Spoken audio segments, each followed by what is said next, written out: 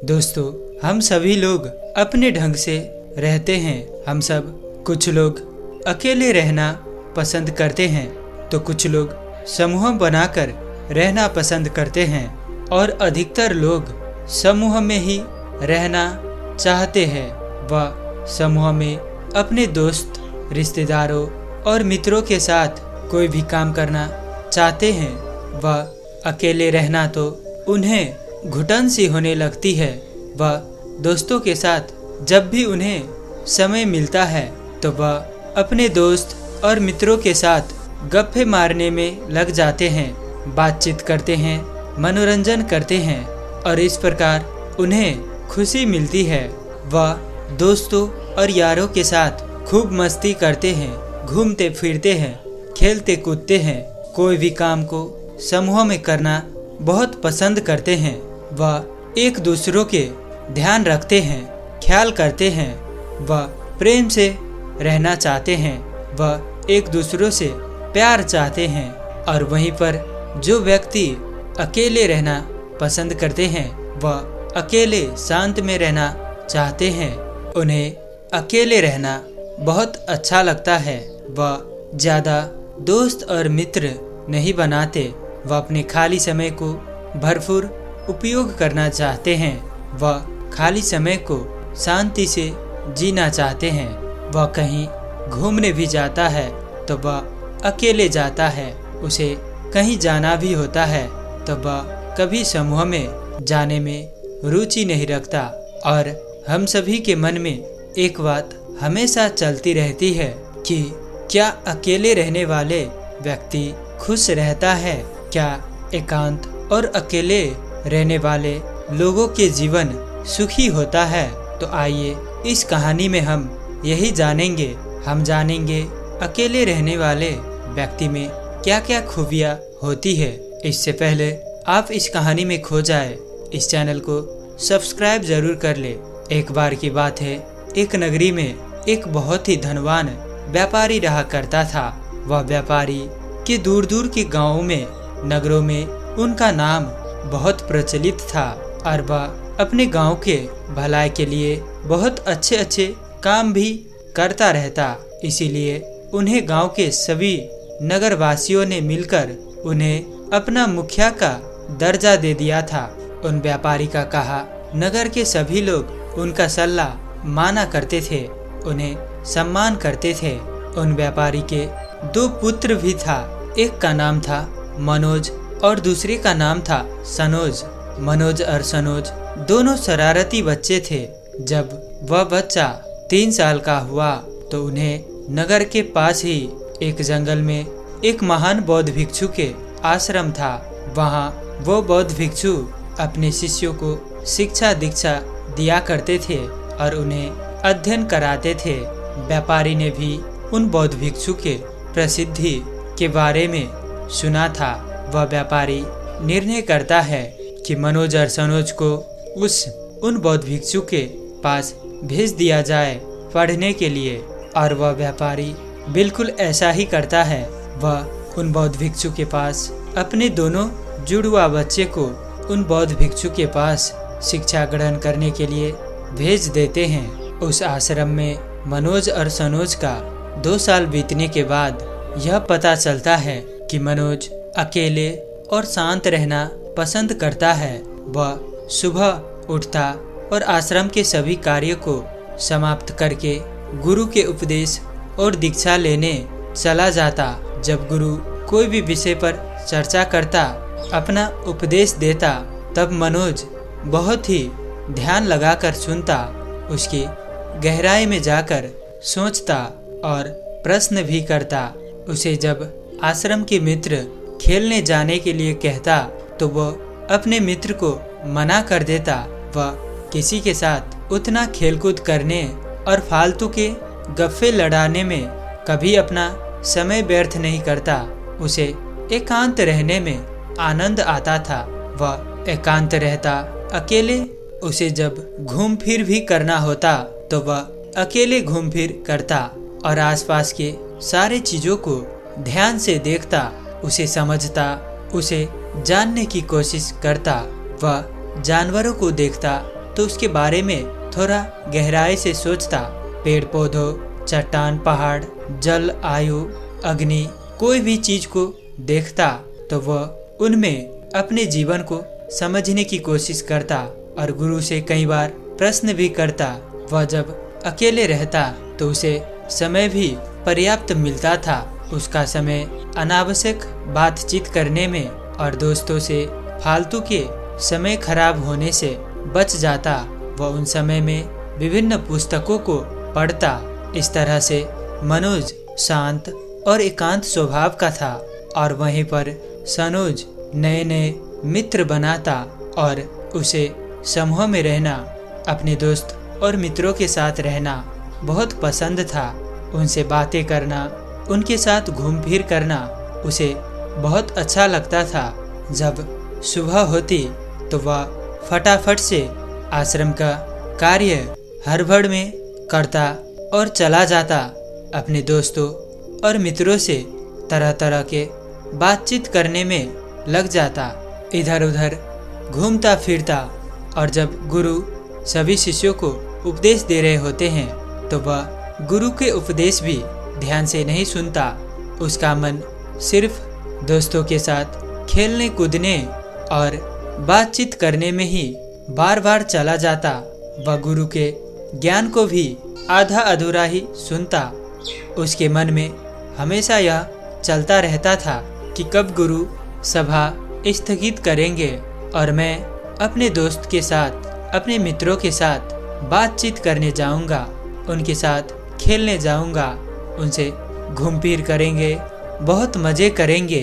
इस प्रकार सनोज को समूह में रहना, दोस्त बनाना, घूम फिर करना और उनसे बातचीत करते रहना, इधर उधर के गप्पों में अपने दोस्तों मित्रों को उलझाए रखना उसे बहुत ही पसंद था।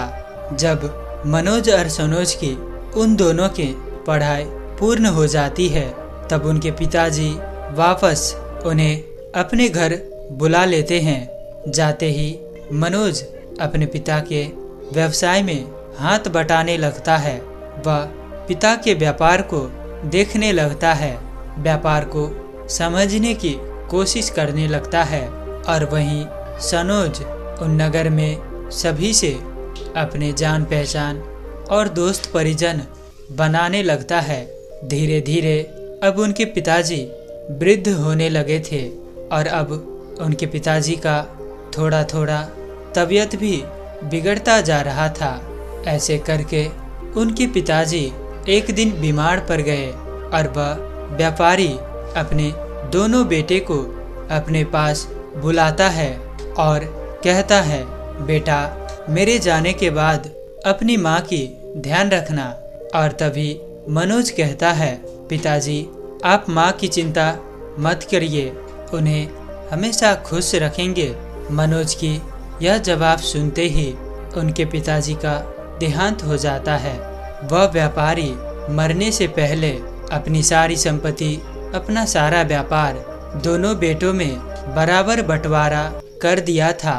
उन्होंने दोनों को अपनी संपत्ति में बराबर हिस्सा देकर इस दुनिया को छोड़कर चला गया था कि बाद में उन दोनों में आपस में संपत्ति को लेकर झगड़ा ना हो। अब मनोज और सनोज दोनों अलग अलग अपना अपना व्यापार व्यवसाय में लग गए। दोनों अपना अपना व्यवसाय करने लगा था। अब उन दोनों के शादी भी हो चुका था। दोनों के अपने अपने पत्नी और बाल बच्चा था। अब वह दोनों अलग अलग अपने परिवार के साथ रहने लगा। दोनों परिवार और बाल बच्चों के साथ अलग अलग रह रहा था। दोनों अपना अपना व्यापार में, अपने अपने व्यवसाय में ध्यान भी देने लगा था। जहाँ की मनोज अपना व्यापार को, अपने व्यापार में सारा समय देता। वह व्यापार को कैसे दुगुना की जाए, व्यापार में कैसे वृद्धि किया जा सकता है, वह इसी में अपना समय देता, अपने वक्त को खर्च करता। वह एकांत और शांत मन से अपने व्यापार को समझता और नए नए कदम उठाता। वह किसी को भी अपना समय फालतू में नहीं देता था। वह सोच समझकर कोई भी कार्य को करता था। और वहीं पर जैसा कि सनोज भी अपना खुद का व्यापार करता था और उसका जान पहचान भी, दोस्त मित्र भी बहुत सारे था। वह व्यवसाय तो करता, लेकिन बीच बीच में उनका मन दोस्तों यारों से बातचीत करने में लग जाता। अपने दोस्तों से घूम फिर भी करने के लिए चला जाता था। वह अपने दोस्तों से बहुत प्यार करता था और उसके दोस्त को भी कोई काम तो था नहीं। वह आता और सनोज को भी कोई न कोई काम में, किसी न किसी बात में उसे उलझा देता, उससे गप्पे करता, इधर उधर के बातें करता और उनके व्यवसाय के बारे में सनोज से पूछता रहता और सनोज से मजे करता रहता, जिसके कारण सनोज अपने व्यवसाय को ठीक से नहीं कर पा रहा था। धीरे धीरे सनोज का व्यापार दिन प्रतिदिन घटता ही जा रहा था और वहीं पर उनके जुड़वा भाई मनोज का व्यापार अब पहले से 4 गुना बढ़ चुका था। वह अपने व्यापार में उन्नति करते जा रहा था। यह देखकर सनोज के अपने भाई मनोज से ईर्ष्या होने लगा। वह उसके मन में जानने की इच्छा जगी कि यह तो अकेले रहता है, इसका तो कोई दोस्त भी नहीं है, कोई जान पहचान भी नहीं है, यह कैसे व्यापार में इतना आगे निकल गया। वह ये जानना चाहता था और वह अपने भाई के सफलता के बारे में जानने के लिए वह बौद्ध भिक्षु के पास जाने की निर्णय करता है, क्योंकि उसे लगता है कि बौद्ध भिक्षु को इस बात का जरूर पता होगा, क्योंकि हम दोनों को उन्होंने शिक्षा दीक्षा दी है।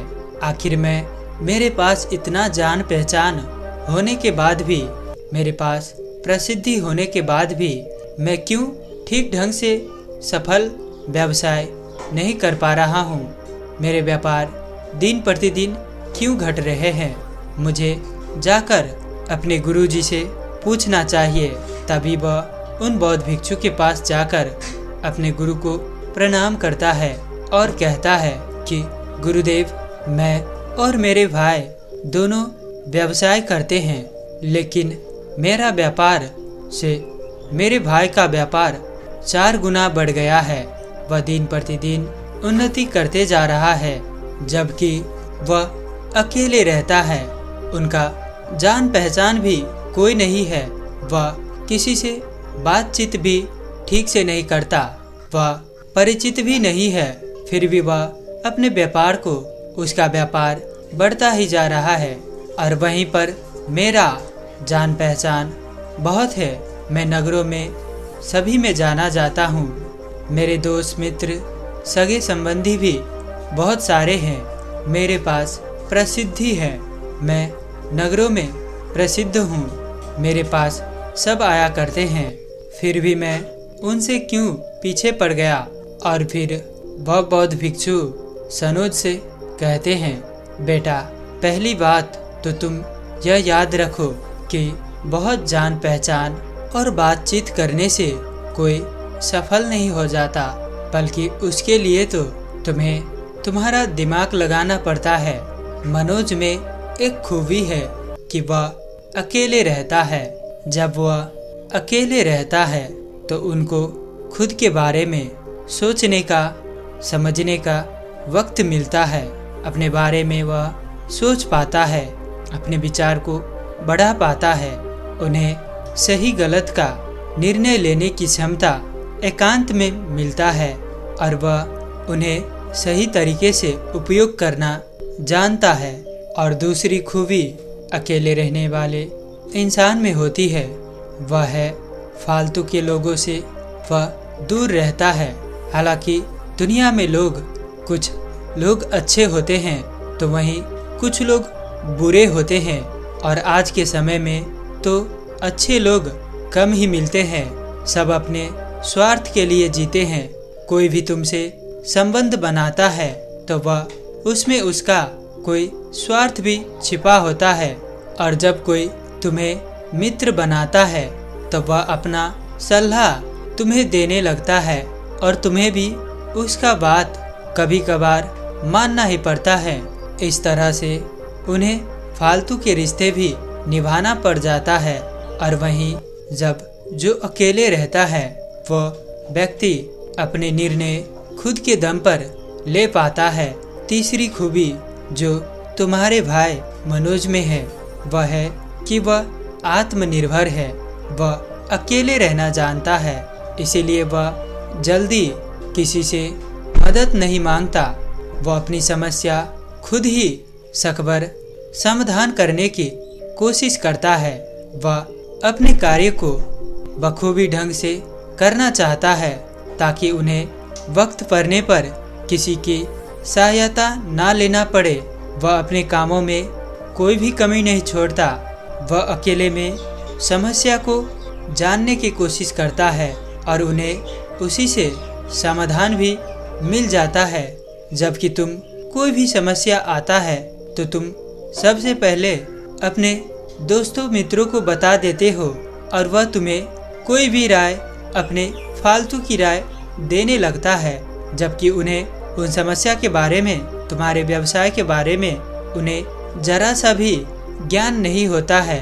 वह तो तुक्के में तुम्हें समझाने लगते हैं, या करो तो तुम्हारा समस्या ठीक हो जाएगा, तुम वह करोगे तो अच्छा होगा, तुम ऐसे करो। इस तरह नाना प्रकार के समाधान तुम्हें बताने लगता है और तुम्हें सोचने समझने की समय भी नहीं मिल पाता है, जिसके कारण तुम गलत निर्णय भी ले लेते हो।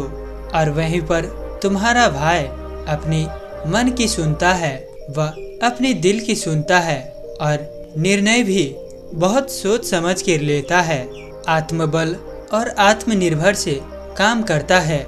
किसी से भी मदद मांगने के लिए तुरंत नहीं चला जाता है, वह पहले खुद से करने के लिए पूरा प्रयास करता है। और अकेले रहने वाले में ये खूबी होती है। और अकेले रहने वाले व्यक्ति में तीसरी खूबी है जो कि मनोज में है, वह कभी भी अपने समय को बर्बाद नहीं करता।